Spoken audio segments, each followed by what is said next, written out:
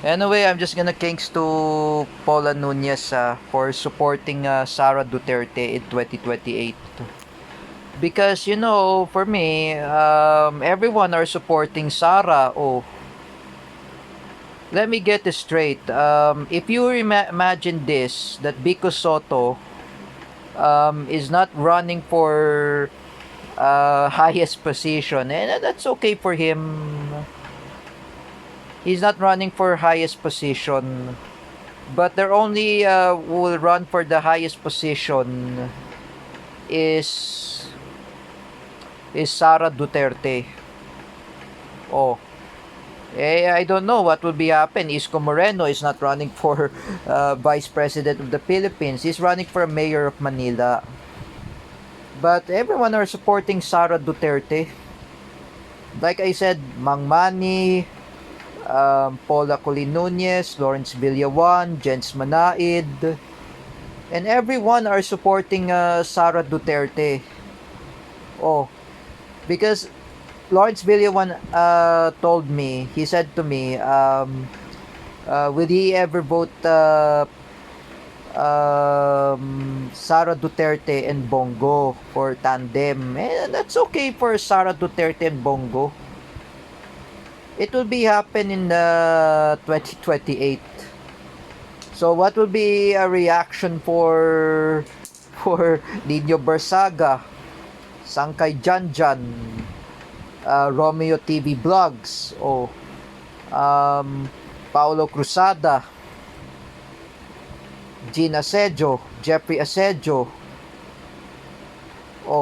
even Teacher Alexandra Pagkalinawan, and including Wawel Romero, I say to them, even those BBM supporters, umanda kayo kay Sara Duterte because she's gonna return in Malacanang Palace by 2028. And of course, if Sara Duterte will use her father's legacy, he will release release a pardon the to Kingdom of Jesus Christ, Apollo Kibuloy, who is close ally of Duterte's, and even not only Apollo Kibuloy, even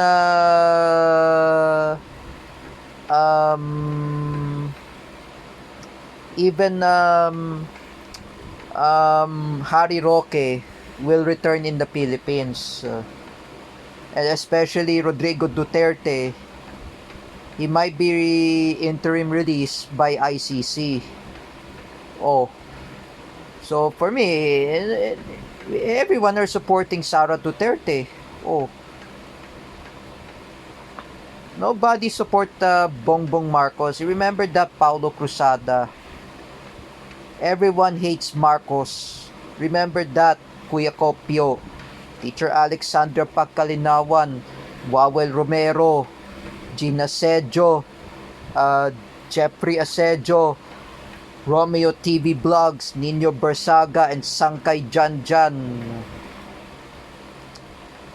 You cannot defeat Sara Duterte. As I imagine, everyone supports Sara.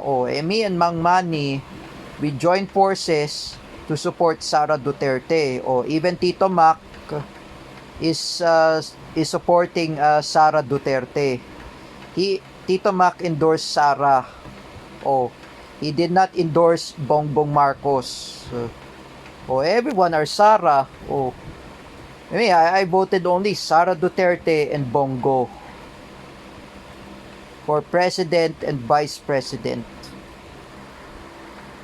Because I know Rodrigo Duterte, he cannot run for vice president of the Philippines. He's very old.